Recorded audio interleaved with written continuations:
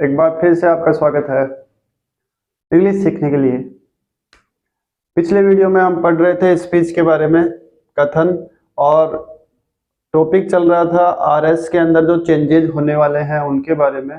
Pronoun को कैसे change किया जाता है उसके बारे में हम स्टडी कर चुके थे। टेंस को कैसे चेंज करते हैं वो भी हमने, प्रेजेंट टेंस को किस तरह से चेंज करेंगे उसके बारे में भी हमने स्टडी की थी। प्रेजेंट टेंस जो है वो आरएस में यदि होगा तो उसको कैसे चेंज करेंगे इसके बारे में हमने पिछले वीडियो में देखा। आज जो हम उससे आगे बढ़ेंगे वो होगा पास्ट टेंस, और उसके लिए हमें इस तरह से जो नेसेसरी चेंजेज हैं वो करने पड़ेंगे।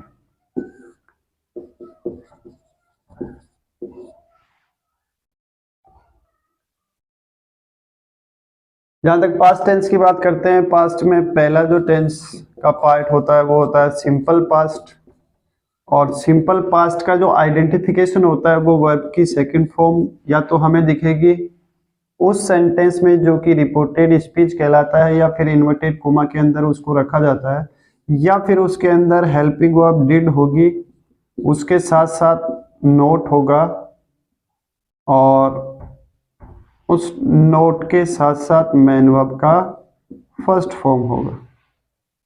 तो इसको किस तरह से चेंज करेंगे इनडायरेक्ट स्पीच में, उसके लिए हमें देखना है पास्ट परफेक्ट। पास्ट परफेक्ट के अंदर चेंज करेंगे, और पास्ट परफेक्ट का जो आइडेंटिफिकेशन होता है वो होता है had plus verbs third form. Means यदि स्ट्रक्चर ऐसा है डायरेक्ट स्पीच में तो उसे हमें इस स्ट्रक्चर के अंदर चेंज कर देना है, बस इतना सा काम करना है। Got it? Next, past continuous. Past continuous का जो आइडेंटिफिकेशन होता है वो होता है वाज या वर, और उसके अंदर वर्ब का आईएनजी फॉर्म होता है। अब इसको, ये जो सेंटेंस होगा वो हमें मिलेगा डायरेक्ट स्पीच में, और इसको जब हम इनडायरेक्ट स्पीच में चेंज करेंगे तो हमें चेंज करना है had plus been plus verbs ING form. अब ये स्ट्रक्चर आपको मिलता कहाँ है या कहाँ पे, ये किसका आइडेंटिफिकेशन दे रहा है? ये स्ट्रक्चर ये दे रहा है पास्ट परफेक्ट कंटिन्यूअस का। किसका आइडेंटिफिकेशन दे रहा है? पास्ट परफेक्ट कंटिन्यूअस का। मीन्स ये स्ट्रक्चर यदि हमें दिया जाता है डायरेक्ट स्पीच में तो उसे हम इस स्ट्रक्चर के अंदर कन्वर्ट कर देंगे। हेल्पिंग वर्ब पास्ट परफेक्ट की रहेगी, मेन वर्ब कंटिन्यूअस की रहेगी, और ये जो वर्ड इन दोनों के बीच में लिखा गया है वो ये दर्शाता है कि सेंटेंस जो है वो किसका है? पास्ट परफेक्ट कंटिन्यूअस का। नेक्स्ट जो टेंस का पार्ट है वो है पास्ट परफेक्ट, और पास्ट परफेक्ट का यहाँ पे आप आइडेंटिफिकेशन देख रहे हैं had plus verbs third form. यदि ऐसा हमें स्ट्रक्चर देखने को मिलता है तो इसको हमें कोई भी इसमें चेंज करना नहीं है, तो अपन लिख सकते हैं नो चेंज, या फिर आप इसको इस तरह से लिख सकते हैं had plus verbs third form. As it is जैसा लिखा हुआ है वैसा का वैसा हम रहने देंगे, हमें उसको बदलने की या चेंज करने की कोई जरूरत नहीं। तो पास्ट परफेक्ट होगा तो उसको हमें बदलना नहीं है, चेंज नहीं करना है, हेड प्लस वर्ब की थर्ड फॉर्म ही रखेंगे। और यदि पास्ट परफेक्ट कंटिन्यूअस है, इसका जो फोर्थ पार्ट है वो है, तो इसकी जो आइडेंटिफिकेशन यहाँ पे आप देख ही रहे हैं had plus been plus verbs ING form. इसको भी हमें एज इट इज वैसा का वैसा ही रखना है, means had plus been plus verbs ING. ऊपर लिख देता हूं had plus been plus verbs ING form. ये पास्ट परफेक्ट कंटिन्यूअस है, इसको जब इनडायरेक्ट में ले जाएंगे तो ऐसा का ऐसा ही लिख देंगे, सेम टू सेम रखेंगे, कोई चेंज करने की जरूरत नहीं है। इनको देखकर आप समझ रहे हैं। शॉर्ट ट्रिक बता देता हूं। पास्ट का जो पहला पार्ट है, पास्ट का जो पहला पार्ट है वो डायरेक्ट स्पीच से इनडायरेक्ट में जाते ही, इनडायरेक्ट में जाते ही उसी पास्ट के ही कौन से पार्ट में, तीसरे पार्ट में कन्वर्ट हो जाता है।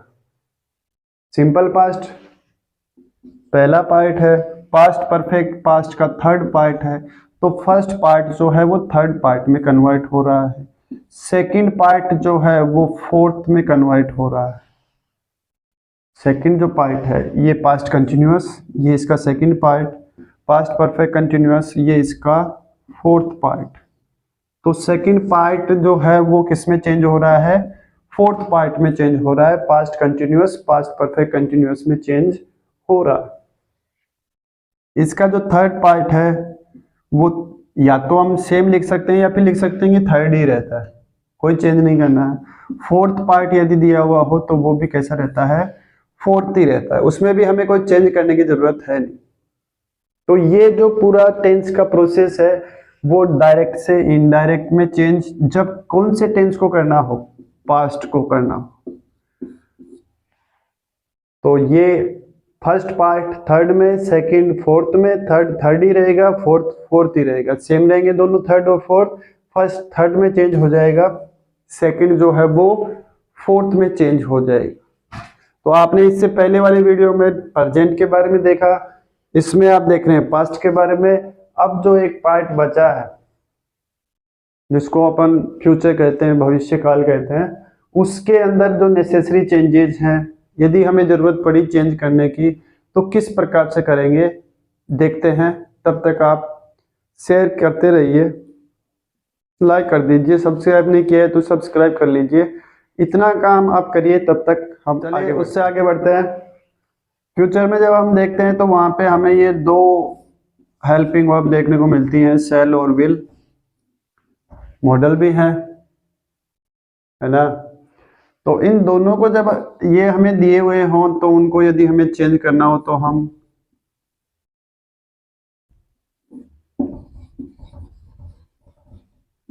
शुड या वुड में चेंज कर देते हैं।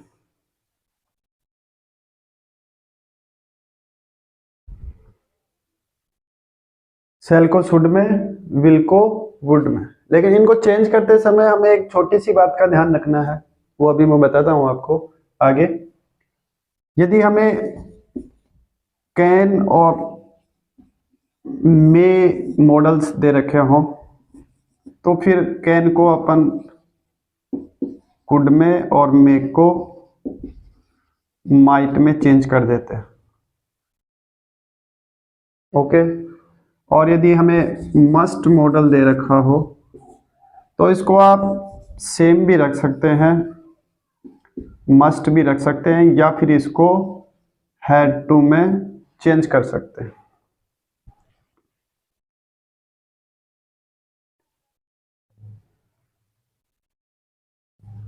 Got it. सेल और विल के साथ में यदि कोई दूसरा वर्ड लगा हुआ हो, जैसे कि सेल है बीन हो या फिर विल है बीन हो, तो चेंज आपको केवल इसको ही करना है, सेल और विल को ही चेंज करना है शुड या वुड में।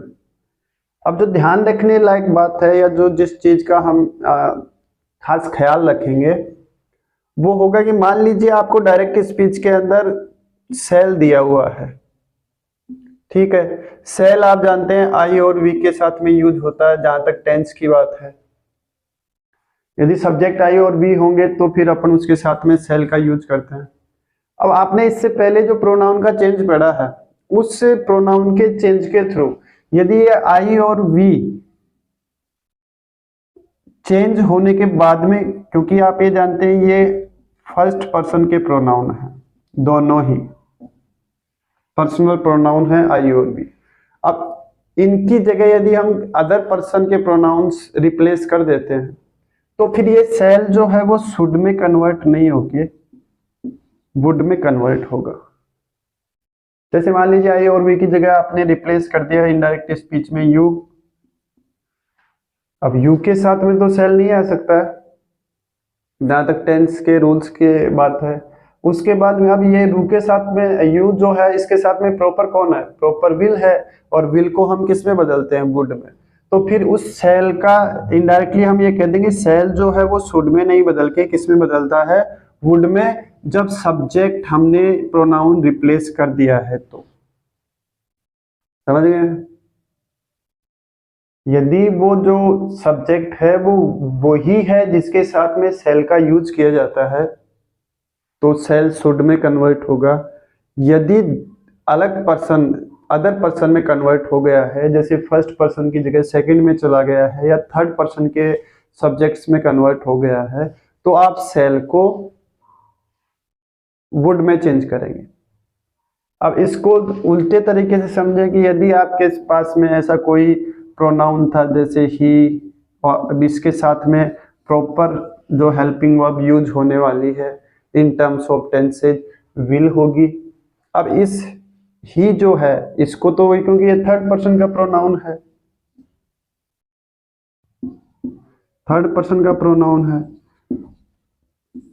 है कि नहीं है? थर्ड पर्सन के प्रोनाउन में हम कोई चेंज करते नहीं करते हैं। ये हमने प्रोनाउन के चेंज में पढ़ा है, पिछला वीडियो आप देख सकते हैं। अब इसमें चेंज नहीं करेंगे तो विल जो है वो किस में कन्वर्ट हो जाएगा, वुड में कन्वर्ट होगा, क्योंकि सब्जेक्ट सेम है। मान लीजिए यहाँ पे वो जो सब्जेक्ट हम यहाँ पे लिख रहे हैं, जो प्रोनाउन था वो चेंज हो गया है। पहले जैसे यू ही था, अब यू को जब हमने ऑब्जेक्ट के अनुसार चेंज किया तो वो आई में या वी में चेंज हो गया है, तो फिर ये विल जो है वो किस में कन्वर्ट हो जाएगा, शुड में चेंज हो जाएगा, वुड में नहीं होगी। तो वो थोड़ा सब्जेक्ट को आप ध्यान में रखें। सब्जेक्ट की जगह जो प्रोनाउन दे रखा है यदि वो चेंज हो गया है तो फिर आप उसको अकॉर्डिंगली आप शैल और विल को पहले डायरेक्ट में रख के देखें कि उस सब्जेक्ट के साथ में शैल आएगा या विल, और जैसे वो आप देख लेते हैं या आप नोटिस करते हैं कि इसके साथ में शैल है तो उसको शुड में चेंज कर दें, विल है तो वुड में चेंज कर दें। तो थोड़ा सा आप अटेंटिव होके इस काम को करेंगे तो आपके लिए ज्यादा टफ नहीं होगा, इजी होगा। जो आपने प्रोनाउन चेंज किया है बस उसको आप एक बार देख लेना है कि उसके साथ में शैल आएगा या विल आएगा, जो भी आए उसी के अकॉर्डिंग इसको फिर शुड और वुड में चेंज कर देंगे। ठीक है? अब जब हमने टेंस को चेंज करना शुरू किया था, टेंस का चेंजेस जो है वो यहाँ पे ओवर हो गया है। जब हमने टेंस का चेंज करना शुरू किया था तो हमने ये देखा था कि यदि रिपोर्टिंग वर्ब का मतलब जहां पे से, सेज, सेड और शैल, विल प्लस से ये आने वाले हैं, यदि ये प्रेजेंट वाले और फ्यूचर वाला आता है तो फिर टेंस तो चेंज होता ही नहीं है, तो वहां पे तो हमें चेंज करना नहीं है।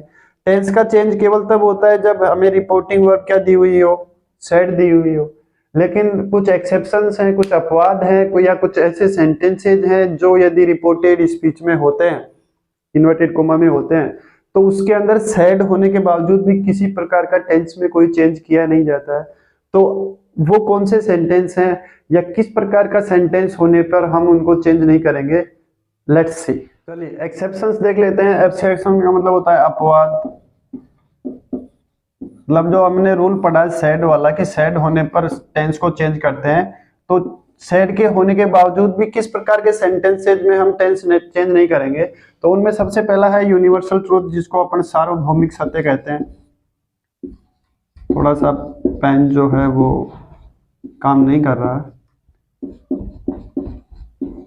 सार्वभौमिक सत्य ऐसा सत्य जिसको सब स्वीकार करते हैं, वैसा ट्रूथ जो यूनिवर्स में एक ही है, सभी एक्सेप्ट कर रहे हैं। तो यूनिवर्सल ट्रूथ यदि होगा तो उसका सेड होने के बावजूद भी टेंस चेंज नहीं होगा। हैबिचुअल एक्शंस मतलब आदतन कार्य, ऐसे वर्क या यदि वर्ब ऐसी है जो ऐसा बता रही है कि जो कार्य किया जा रहा है वो किसी की हैबिट में इंक्लूड है, तो फिर उसका भी टेंस चेंज नहीं किया जाता है, आदतन कार्य कहलाते हैं ये। उसके अलावा आइडम्स और प्रोवर्ब्स जो है वो उनको भी हम उनका टेंस चेंज नहीं करते हैं। हिस्टोरिकल फैक्ट्स या ऐतिहासिक तथ्य होते हैं उनको भी हम चेंज नहीं करते हैं। लास्ट वाला शायद आपको स्क्रीन पे नहीं आ रहा होगा, वो मैं वैसे बोल के बता देता हूँ कि यदि किसी सेंटेंस में टाइम क्लोज है तो उस टाइम क्लोज का वर्ब और जो उस सेंटेंस का मेन वर्ब है, दोनों यदि सिंपल पास्ट में दे रखे हो, जो एक्चुअल मेन वर्ब है वो भी सिंपल पास्ट की है, मतलब सेकंड फॉर्म है, और जो टाइम क्लोज मतलब ऐसा सेंटेंस या ऐसा फ्रेज जो कि टाइम को इंडिकेट कर रहा है, उसका भी जो वर्ब है वो सिंपल पास्ट का है, मतलब वो भी या तो सेकंड फॉर्म है या फिर did plus note plus verb की फर्स्ट फॉर्म, या डिड और वर्ब की फर्स्ट फॉर्म उसमें दे रखी है, तो उसका हम टेंस चेंज नहीं करते हैं। तो केवल ये 5 प्रकार के सेंटेंस हैं, इनका आपको ध्यान रखना है कि इनके होते हुए सैड होने के बावजूद भी हम टेंस को चेंज नहीं करते हैं रिपोर्टेड स्पीच के। तो इन एक्सेप्शंस का या अपवाद का आपको थोड़ा ध्यान रखना है, बाकी ऐसी कोई बात नहीं है कि आप उसका टेंस चेंज नहीं कर पाए अच्छे से। और यदि आपने ध्यान से देखा होगा, ध्यान से उसको समझा होगा रूल्स एंड रेगुलेशंस को, तो आसानी से टेंस आप चेंज कर भी लेंगे, और जहां नहीं करना होगा वहां पे आप उसको चेंज करने के बारे में सोचेंगे भी नहीं। तो आज के लिए बस इतना ही। इससे आगे का इंफॉर्मेशन अपन अगले वीडियो के तक के लिए थोड़ा सा पोस्टपोन कर देते हैं, वो थोड़ा थोड़ा करके सीखेंगे तो परमानेंटली उसको अपन समझ भी पाएंगे, वो हमारे दिमाग के अंदर जाएगा भी और वहाँ पे परमानेंट भी रहेगा। तो मिलते हैं नेक्स्ट वीडियो में, till then thank you for watching, good bye. Like share subscribe comments करते रहिए, और जितने ज़्यादा लोगों तक पहुँचाएंगे उनको भी ये चीज़ें अच्छे से समझ में आएंगी, वो भी इसका बेनिफिट उठा पाएंगे। तो शेयर जितना आपसे हो सके, जितने ज़्यादा लोगों तक आप पहुंचा सकें। मिलते हैं नेक्स्ट वीडियो में, गुड बाय।